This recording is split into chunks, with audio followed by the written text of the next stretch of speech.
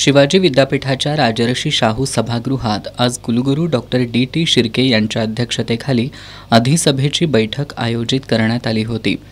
या बैठकीत डॉक्टर मनोज गुजर यांनी विद्यापीठातील दूषित पाणीपुरवठ्यामुळे विद्यार्थी आजारी पडत असल्याचा मुद्दा उपस्थित करत स्थगन प्रस्ताव आणला।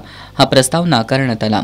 डॉक्टर निवास वरेकर यांनी प्राचार्य डॉक्टर व्ही.एम. पाटील यांचा डोंगरी दाखला रद्द करण्यात आला असल्याकडे सभागृहाचं लक्ष वेधलं। त्यांनी डॉक्टर पाटील यांना अधिसभा बैठकीतील प्रश्नोत्तरांमध्ये तसंच महत्त्वाच्या ठरावांमध्ये सहभागी करून घेऊ नये अशी मागणी कुलगुरूंकडे केली होती। डॉक्टर वरेकर यांनी या संदर्भात आणलेला स्थगन प्रस्तावही कुलगुरूंनी नाकारला। स्थगन प्रस्ताव नाकारल्यामुळे सुटाच्या सदस्यांनी सभात्याग करत सभागृहाबाहेर विद्यापीठ प्रशासनाविरोधात घोषणाबाजी केली।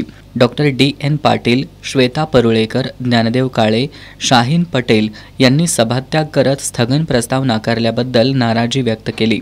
आम्ही आता या ठिकाणी वॉकआउट केलेला आहे सिनेटच्या बैठकीमधून। याच्या पाठीमागे महत्त्वाचं कारण म्हणजे कोल्हापूर शहरामध्ये प्रिन्स शिवाजी बोर्डिंग हाऊसचं एक सुपरिचित महाविद्यालयाचं नाव न्यू कॉलेज कोल्हापूर। या महाविद्यालयाचे प्राचार्य डॉक्टर व्ही.एम. पाटील यांनी बेकायदेशीररित्या मुदतवाढीचा दाखला न्यू कॉलेज हे ग्रामीण भागामध्ये आहे अशा पद्धतीचा एक बनावट दाखला करवीर तहसीलकडून उपलब्ध केला आणि तो दाखला करवीरच्या प्रांताधिकाऱ्यांनी रद्द केलेला आहे आणि तो रद्द झालेला असून सुद्धा माननीय कुलगुरूंनी आजच्या सिनेट सभेमध्ये त्यांना प्रश्नांची उत्तरं देण्यासाठी सहभागी करून घेतलेला आहे।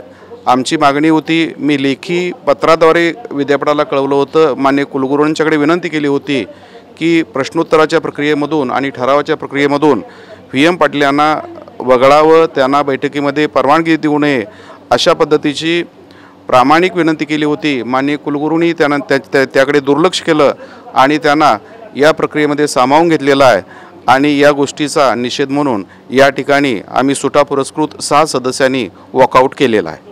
विद्यापीठ कार्यक्षेत्रातल्या एखाद्या विद्यार्थ्यांना कॉपी केस असेल किंवा विद्यार्थी प्रवेशामध्ये असेल काही गफलत केली तर त्या विद्यार्थ्याला तात्काळ कारवाईचा बडगा विद्यापीठ प्रशासन दाखवतं, पण विद्यापीठातल्याच प्रशासनातल्या एखाद्या वरिष्ठ अधिकाऱ्यानं जर काही चुकीच्या वागणुकी किंवा चुकीचे वर्तणूक किंवा चुकीचे दाखले सबमिट केले आणि त्याच्याबद्दल समाजातून आणि प्रशासनातून जर प्रश्नचिन्ह उभं झालं तर त्याच्यावरती मात्र प्रशासन कोणत्याच प्रकारचा बडीमारा किंवा कोणत्याच प्रकारची कारवाई करण्यास नाकारतेपणा दाखवतंय। याच्यामध्ये विद्यापीठ प्रशासन एखाद्या वरिष्ठ अधिकाऱ्यांना कोणत्या राजकीय पाठबळाअंतर्गत किंवा कोणत्या अधिकाराअंतर्गत त्यांना पाठीशी घालतंय असा प्रश्न ह्या सर्वसामान्य विद्यार्थ्यांना उपस्थित राहिल्याशिवाय राहत नाही आणि खऱ्या अर्थानं अशाच पद्धतीनं अधिकाऱ्यांना जशी ट्रीट मिळते त्यांचे निकाल लागल्याशिवाय जोपर्यंत त्यांना पाठीशी घातलं जाते तशाच पद्धतीनं विद्यार्थ्यांनाही विद्यापीठांना पाठीशी घालावं एवढी माफक अपेक्षा माझी विद्यार्थी म्हणून आपल्याकडे राहील।